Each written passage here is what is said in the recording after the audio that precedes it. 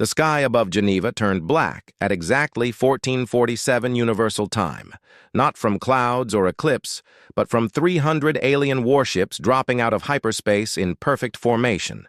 Each vessel stretched longer than Earth's tallest skyscrapers, their hulls gleaming with technology humanity could barely comprehend. Inside the emergency command center, buried 500 feet below the Swiss Alps, alarms screamed in every language simultaneously. Admiral Marcus Vega gripped the edge of the holographic display table as his knuckles turned white. The tactical screen showed what every satellite, telescope, and defense system had just confirmed. Earth was surrounded. The alien fleet had positioned itself in a sphere around the planet, cutting off any escape route. Not that humanity had anywhere to run. Their fastest ships could barely reach Mars in reasonable time. "Sir, we're receiving a transmission," Lieutenant Rebecca Walsh said from her station, her voice shaking. "It's broadcasting on every frequency. Every screen on Earth is showing it right now." Marcus looked up at the main display. The image that appeared made his blood run cold. The alien was massive, easily 9 feet tall, with 4 arms and skin that seemed to shift between purple and deep blue. Its eyes were pure black, reflecting no light, no mercy. When it spoke, translation software converted the sounds into dozens of Earth languages simultaneously. "Primitive species of Earth," the creature announced, its voice carrying the weight of absolute authority. "I am Supreme Arbiter Thesic of the Galactic Council. You have committed a grave violation of intergalactic law. Your species has developed faster than light travel without Council authorization. You have sent your crewed vessels into territories you do not own. You have disturbed the natural order of the galaxy." Marcus felt his heart pounding. The creature wasn't wrong. 3 months ago, Earth's experimental ship, the Pathfinder, had successfully tested humanity's first FTL drive. They had traveled to Alpha Centauri and back. It was supposed to be humanity's greatest achievement. Now it looked like their worst mistake. Thesic continued, "The Galactic Council has governed this region of space for 10,000 years. 800 species live under our protection and guidance. You will join them, but not as equals. You are too violent, too unpredictable, too dangerous to be granted full rights. Therefore, the Council has decided your fate. You have exactly 72 hours to comply with the following terms." A list appeared on screens worldwide. "Surrender all FTL-capable ships. Dismantle all military forces. Accept Council occupation forces on Earth. Submit to genetic modification to reduce human aggression. Allow Council oversight of all governments." The list went on, each demand more humiliating than the last. The final term made Marcus's jaw clench. "Earth's population will be relocated to designated zones. Your species will serve the Council as a labor force.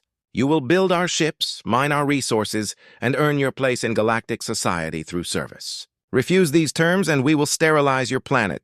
Every city will burn. Every ocean will boil. Every trace of your species will be erased from existence. The choice is yours. You have 72 hours. The transmission ended. The alien warships remained, their weapons ports clearly visible, their shields shimmering with deadly promise. Around the world, riots began within minutes. Some demanded immediate surrender. Others called for futile resistance. Most simply panicked. Marcus stood frozen for 3 seconds. Then he moved with purpose, pulling out a communication device that existed on no official records. He typed a single coded message. "Execute Protocol Nightfall, 10,000 miles away, deep beneath the Pacific Ocean, where light had never reached and pressure could crush submarines like tin cans." Dr. Helena Cross received the message. She stood in a facility that officially didn't exist. The Abyss, they called it, built into the Mariana Trench over the past 2 centuries, by every generation of humanity's most brilliant engineers and scientists. Helena's hands trembled as she entered the activation codes into the ancient control panel. Around her, lights began flickering to life in a massive chamber that stretched for miles in every direction. The water outside the reinforced windows started churning as something vast began to wake. "All stations, this is Cross," she spoke into the facility-wide communication system. "Protocol Nightfall is active. Begin emergence sequence for Pacific Fleet. This is not a drill. Repeat, this is not a drill." In the darkness of the trench, 500 warships began powering up their engines. These weren't the exploration vessels the Council had detected. These weren't the primitive rockets and shuttles that orbited Earth openly. These were humanity's true warships, built in absolute secrecy, hidden in places the galaxy never thought to look. The Black Armada. Each vessel was painted in light-absorbing black, invisible to most detection systems. Each carried weapons designed from reverse engineering every alien probe and crashed ship that had reached Earth over the past century. Humanity had been collecting the galaxy's technology piece by piece, studying it, improving it, weaponizing it. The Council thought Earth was primitive. They thought humanity was just discovering space travel. They had no idea what was waiting in the deep. On the dark side of Earth's moon, Captain Rita Okonkwo received the same activation codes. Her Luna Squadron began emerging from underground hangars carved into lunar rock over 50 years of secret construction. 200 ships rose from craters that looked natural from orbit, but hid humanity's second-largest fleet. In the asteroid belt, disguised as mining operations, Colonel Dmitry Volkov commanded 300 more vessels.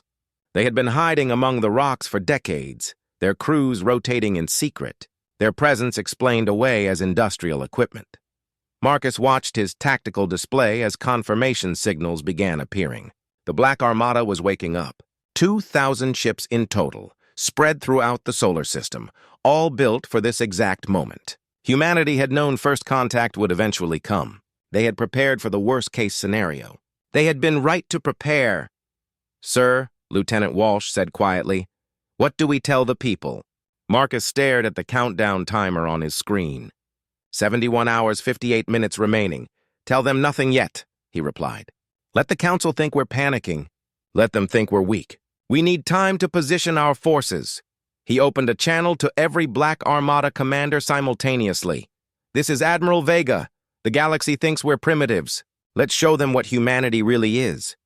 Admiral Marcus Vega appeared on every news channel exactly 12 hours after the Council's ultimatum. He looked exhausted, defeated even. His uniform was rumpled, his eyes red from apparent lack of sleep. When he spoke to the cameras, his voice cracked with what seemed like desperation. "People of Earth, I have reviewed the Galactic Council's demands. Our military analysts confirm we cannot win against their technology. Fighting would mean extinction. Therefore, as Commander of Earth's Defense Forces, I am recommending we accept their terms. We will begin dismantling our military within 48 hours. We will surrender our ships. We will submit to Council authority. It is the only way our species survives." The broadcast ended. Across Earth, people wept, screamed, and prepared for the end of human freedom. But in the Emergency Command Center, Marcus allowed himself a thin smile. Lieutenant Rebecca Walsh stared at him with confusion until he showed her the encrypted messages flooding in from the Black Armada. "Pacific Fleet in position. Stealth fields active. Council sensors showing nothing. Luna Squadron ready. Awaiting your signal. Asteroid Division holding. Enemy patrols passing within 1,000 kilometers. They see only rocks." Marcus had just bought humanity precious time. Thesic and his fleet believed Earth was surrendering. They relaxed their guard, confident in their superiority. They had no idea that beneath the ocean's surface, 500 warships were moving into attack positions. They couldn't detect the ships emerging from lunar craters or the vessels drifting between asteroids with their engines running cold. Commander James Cota stood on the bridge of the Retribution, flagship of the Pacific Fleet. His ship had been underwater for 6 years, waiting for this moment. The crew had trained in simulation after simulation, preparing for a battle they hoped would never come. Now it was real. Through the viewport, he could see other black ships rising from the depths, water cascading off their angular hulls. "Commander, Council patrol ship approaching," his sensor officer reported. "Distance 50,000 meters. They're scanning the ocean." James felt sweat forming on his palms.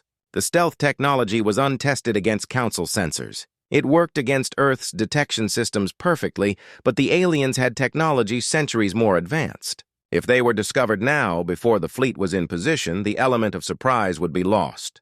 "All ships, maintain stealth fields. Do not power weapons. Play dead if necessary," James ordered through the encrypted channel. On the main screen, he watched the alien patrol ship approach. It was smaller than the capital ships orbiting Earth, maybe 200 meters long, but still powerful enough to destroy his entire fleet if they were exposed. The alien vessel moved slowly over the ocean, its sensors sweeping back and forth. James held his breath. His crew was silent. 500 ships waited beneath the waves, their heat signatures masked, their engine emissions filtered, their very existence hidden by technology humanity had perfected over decades. The Council patrol ship stopped directly above them.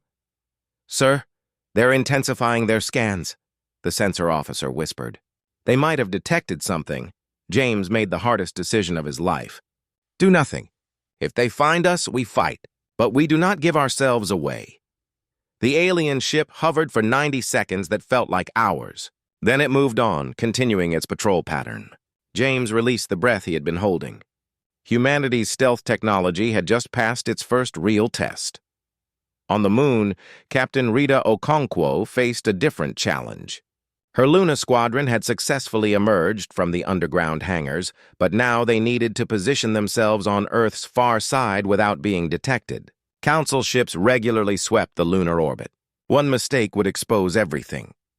"Captain, we have a problem," her navigation officer said. "Council destroyer on intercept course. If we maintain current trajectory, they'll spot us in 10 minutes. Rita studied the tactical display. They could change course, but that would delay their positioning by hours.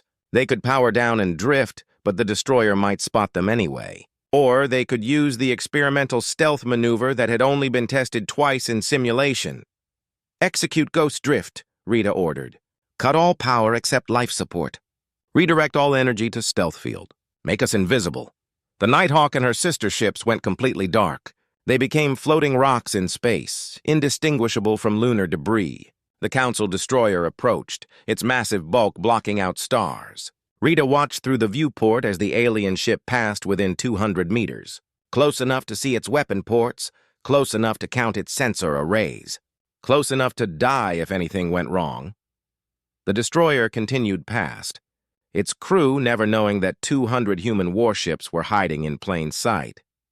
Back on Earth, Marcus maintained his performance as the defeated admiral. He sent formal messages to Thesic, asking for clarification on surrender procedures. He requested additional time to coordinate military dismantling. He played the part of a broken leader trying to save his species the only way he knew how. Thesic responded with arrogant confidence. "You have made the wise choice, human. The Council will be merciful to those who submit. Begin surrendering your primitive vessels immediately. Our inspection teams will arrive at your military bases within 24 hours. Marcus agreed to everything. Meanwhile, he sent coded instructions to every Black Armada commander. The inspection teams would find exactly what Marcus wanted them to find: obsolete weapons, outdated ships, and military bases that looked impressive but held nothing of real value. Humanity's true arsenal remained hidden. Dr. Helena Cross monitored everything from the Abyss facility. Production lines deep in the trench were assembling additional weapons, building more drones, preparing supplies for the coming battle. The Council thought Earth had one space station and a few exploration ships. They had no idea about the manufacturing capabilities hidden in ocean trenches, lunar caves, and hollowed asteroids. "Doctor, we have confirmation," her assistant reported. "All fleets are in position. Admiral Vega can execute the battle plan whenever ready." Helena looked at the countdown timer. 47 hours remaining until the Council's deadline. But humanity wouldn't wait that long. Marcus had planned the attack for when the Council least expected it, during their moment of assumed victory. The Black Armada was ready. Earth was ready. The galaxy was about to learn what happened when you threatened humanity's home. The red surface of Mars turned to glass at 03:15 Universal Time. Supreme Arbiter. Thesic had grown tired of waiting. His patience with the humans and their delaying tactics had reached its end. From his command ship orbiting Earth, he gave the order that would change everything. Target the Mars colonies. Full power. Show these primitives what happens to those who waste the Council's time. 50,000 humans lived on Mars. They were terraformers, scientists, families who had spent decades building a new home for humanity among the red rocks. They had 19 seconds of warning as Council weapons locked onto their settlements. Not enough time to evacuate. Not enough time to say goodbye. The energy beams struck with the force of small stars, and the colonies simply ceased to exist. On Earth, every screen showed the same horrific image. Mars glowing white-hot where cities used to stand.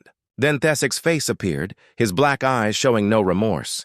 This is what happens when you test the Council's patience. You have 20 hours remaining to complete your surrender. The next demonstration will be on Earth itself. We will destroy one of your cities every hour until you comply fully. The transmission ended. Earth fell into shocked silence. Then the screaming began. In the Emergency Command Center, Admiral Marcus Vega stood motionless for exactly 5 seconds. His act was over. The time for pretending weakness had passed. He activated the command channel that connected him to every Black Armada vessel. All units, this is Vega. They just murdered 50,000 of our people. No more games. No more hiding. Show them what Earth really is. In the Pacific Ocean, Commander James Cota received the order he had been waiting for. The pretense of negotiation was done. Mars was burning. It was time for humanity to bare its teeth. All ships, surface now. Maximum emergent speed. I want every Council sensor screaming. 500 warships erupted from the ocean simultaneously. Water exploded upward in massive geysers as the black vessels rose into the sky. Each ship was 300 meters of human engineering and fury, their hulls absorbing light, their weapons charging. The Pacific Fleet climbed toward orbit, their engines leaving trails of ionized air. On Thessic's command ship, alarms began wailing. His sensor operator stared at the display in disbelief. Supreme Arbiter, we have multiple contacts emerging from Earth's ocean. 500 ships? No, wait. Power signatures are enormous. These readings cannot be correct. Thessic moved to the sensor station, his 4 arms gripping the console. What he saw made no sense. The ships rising from Earth were showing power outputs that matched Council cruisers. These primitive apes should not have vessels like this. Those must be errors. Recalibrate the sensors, Thessic ordered. Sir, sensors are functioning normally. Those ships are real. They're real, and they're heading directly toward us. Thessic felt something he had not experienced in centuries. Doubt. He activated the fleet communication channel. All vessels. We have contacts rising from Earth. Destroy them immediately. Do not let them reach orbit. 50 Council warships broke formation and descended toward the approaching human fleet. Their weapons powered up, shields at maximum. They had destroyed 800 species over the millennia. These humans would be no different. Commander James Cota watched the alien ships approach. His tactical display showed their weapons charging, their shields glowing with energy. Standard Council doctrine, predictable and arrogant. Time to show them why humanity spent 200 years preparing. All ships, execute pattern razor. Fire on my mark. The Pacific Fleet split into groups of 10, each group targeting a single Council ship. They did not use energy weapons that would splash harmlessly against shields. They used mass drivers, weapons so simple the Council had forgotten about them. Tungsten rods, each weighing 500 kilograms, accelerated to 95% of light speed. The projectiles hit before the Council ships could react. At near-light velocity, the rods punched through shields like they were not there. They tore through alien hulls, vaporizing everything they touched. Explosions blossomed across the sky as Council ships simply disintegrated. 90 seconds. That was how long it took for the Pacific Fleet to destroy 50 warships. Not a single human vessel took damage. Thessic watched in absolute horror as half his advance force vanished from his tactical display. Impossible. The humans were primitives. They should not have weapons that could penetrate Council shields. They should not have ships that moved with such coordination. They should not be winning. Supreme Arbiter, more contacts, his sensor operator shouted. Behind us. 200 ships decloaking on our rear flank. Captain Rita Okonkwo smiled as the Luna Squadron dropped their stealth fields. Her ships had been waiting in perfect position, hidden behind the moon, invisible to Council sensors. Now they appeared directly behind Thessic's command ship, their weapons already locked on target. Luna Squadron, this is Okonkwo. Mars was our home too. Make them pay. More contacts appeared on Thessic's display. Ships rising from the asteroid belt, emerging from lunar craters, decloaking throughout Earth's orbital space. The Supreme Arbiter realized with growing terror that he was not facing a primitive species with a handful of ships. He was surrounded by a fleet that rivaled the Council's own military strength. How many? He whispered. How many ships do they have? His sensor operator's voice shook as he answered. Current count is 2,000 vessels, Supreme Arbiter. All showing combat-ready status. All targeting our fleet. Admiral Vega's voice filled every communication channel, human and alien alike. His tone was ice-cold. "Supreme Arbiter Thesic, you came to our planet. You threatened our species. You murdered our people. Now you face Earth's true fleet. This is the Black Armada, and we have been waiting for you. Surrender, and you will be allowed to leave. Fight, and none of your ships will return home." Thesic looked at his tactical display. His 300 ships, once the pride of the Council, now seemed pathetically small compared to the dark vessels surrounding them. He had two choices: retreat in shame or fight against impossible odds. His pride made the decision for him. "All ships attack formation. We will show these animals their place." The battle for Earth was about to begin. The first Council ship to fire was the destroyer Endless Victory. Its captain, a veteran of 40 campaigns, locked weapons on the nearest human vessel and unleashed a plasma barrage that could vaporize a small moon. The energy bolts crossed the distance in seconds, striking the black ship head-on. The human vessel did not explode. It did not even slow down. Instead, it accelerated directly toward the Endless Victory, moving faster than any Council ship could match. Before the alien captain could fire again, the human ship released a swarm of small objects that his sensors barely detected. Thousands of drone missiles, each one guided by artificial intelligence, each one programmed with a single purpose: destroy. The drones hit the Endless Victory from every angle simultaneously. They were too small, too fast, too numerous for point defense systems designed to track dozens of targets, not thousands. The destroyer's shields flickered and died. Its hull ruptured in 100 places. Atmosphere vented into space. The ship went dark and began tumbling toward Earth's gravity well. Battle time, 8 seconds, Supreme Arbiter. Thesic watched from his command ship as the Endless Victory became a burning wreck. Around him, his officers were shouting reports that made no sense. Human ships were moving in patterns the Council had never seen. They broke apart, reformed, struck from impossible angles. Their weapons ignored shields. Their coordination was perfect. "All ships, maintain defensive formation," Thesic ordered, trying to sound confident. "Focus fire on individual targets.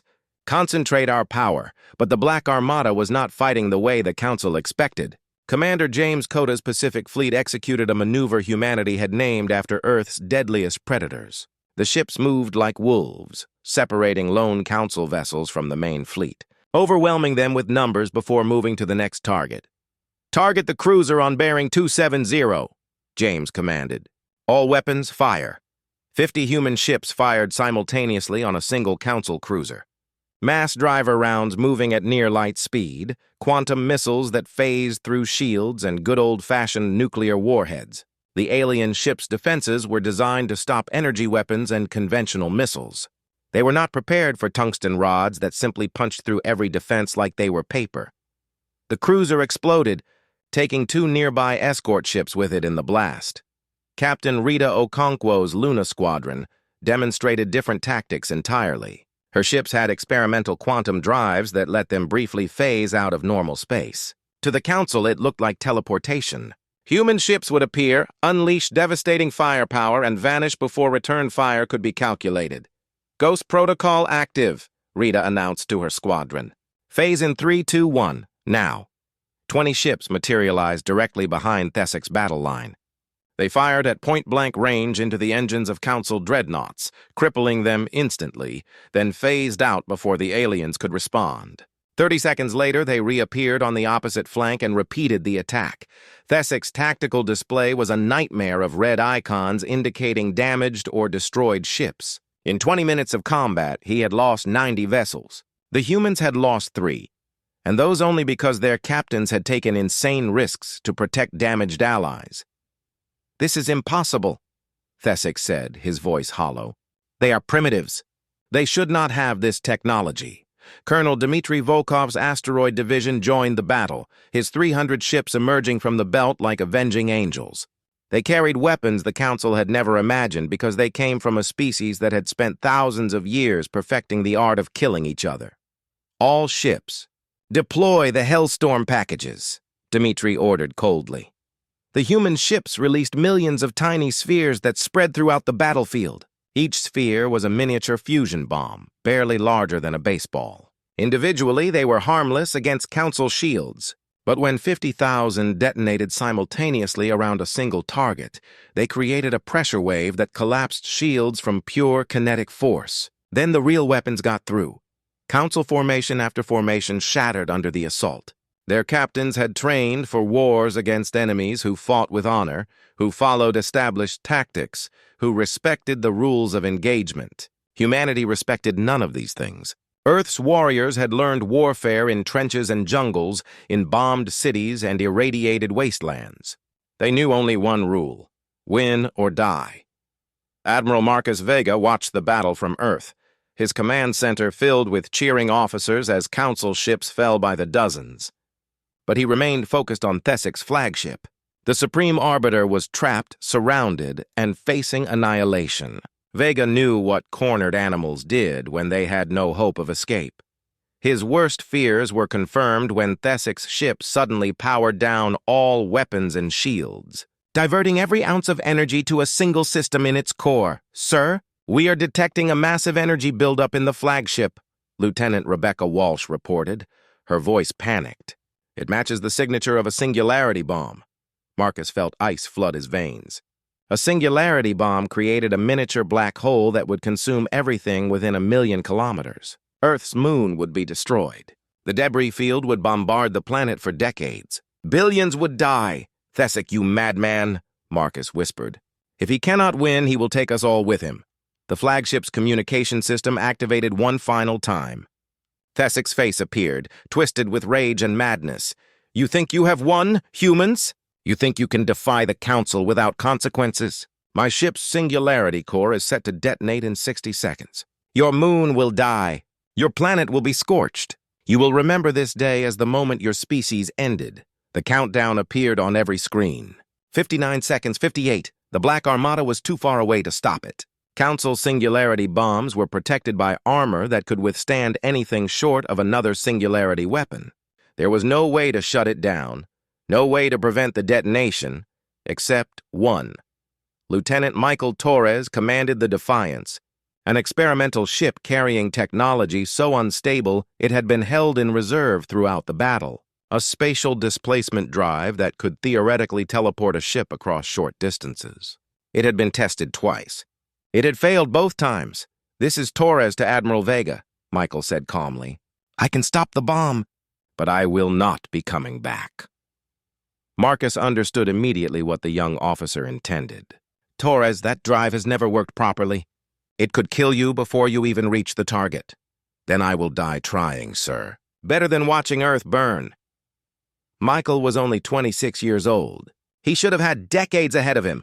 The countdown reached 30 seconds. "Do it," Marcus ordered, his voice breaking. The Defiance activated its experimental drive and vanished from normal space.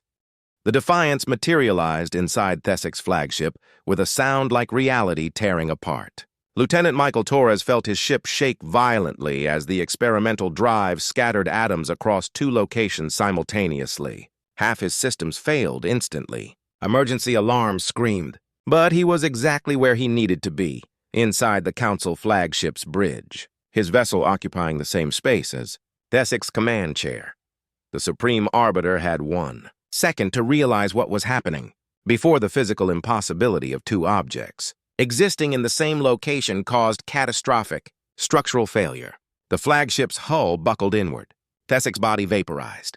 The singularity bomb's containment field ruptured. Michael had just enough time to think of his family before the Defiance and everything within 100 meters simply ceased to exist. But the singularity bomb died with him, its exotic matter scattered into harmless particles before the weapon could fully activate. Earth's moon remained untouched. The planet was safe. Admiral Marcus Vega watched the explosion from Earth's command center. He stood silent for a full minute, honoring the sacrifice of a young officer who had saved billions. Then he returned to the tactical display. "The battle was not finished. All units, this is Vega. Torres bought us our victory. Do not waste it. Destroy the remaining Council ships." What was left of Thessic's fleet had no leadership and no hope. Council captains began broadcasting surrender signals, but Marcus remembered Mars. He remembered 50,000 civilians murdered as a demonstration. He remembered the ultimatum to enslave his entire species. "No surrender accepted," Marcus said coldly. "Eliminate them all." The Black Armada showed no mercy. Within 30 minutes, 300 Council warships were reduced to debris orbiting Earth. Not a single alien vessel escaped. The battlefield was a graveyard of shattered hulls and frozen bodies drifting in the void. Humanity had won its first interstellar war. 200 light-years away on the Council homeworld of Primaxis, the 12 ruling species gathered in emergency session. They watched the battle footage in stunned silence. The human tactics were brutal, efficient, and devastatingly effective. The recordings showed weapons that should not exist and coordination that suggested hive-mind intelligence. Counselor Vrak of the Drexian species slammed his clawed hand on the council table. "This cannot stand.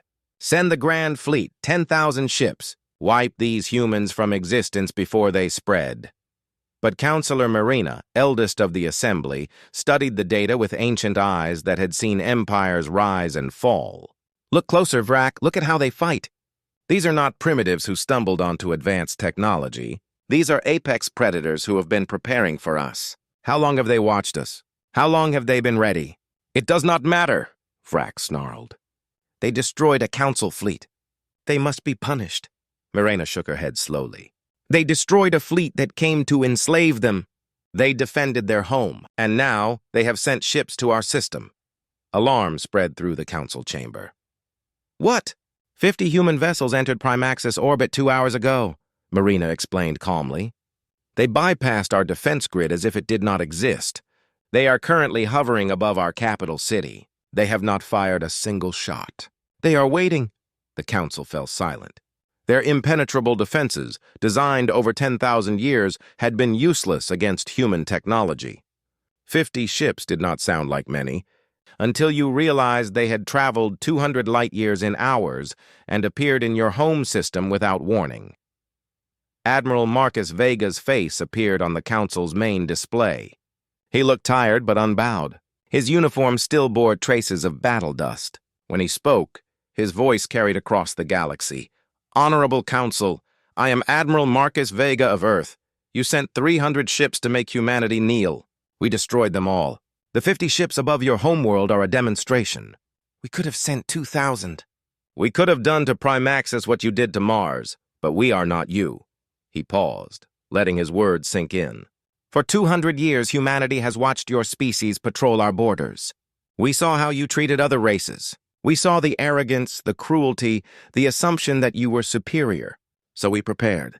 We built ships in our oceans, on our moon, in our asteroid fields. We studied every piece of your technology that fell into our hands. We made it better. And we waited."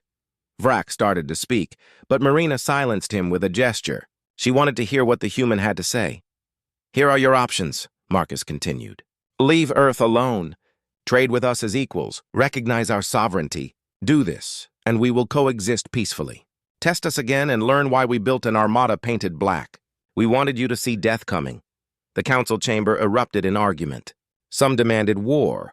Others urged negotiation. The debate raged for hours while the 50 human ships remained in perfect formation above Primaxis, their weapons cold, their message clear. Finally, Marina called for a vote. "All in favor of granting Earth Provisional Council membership with full territorial rights?"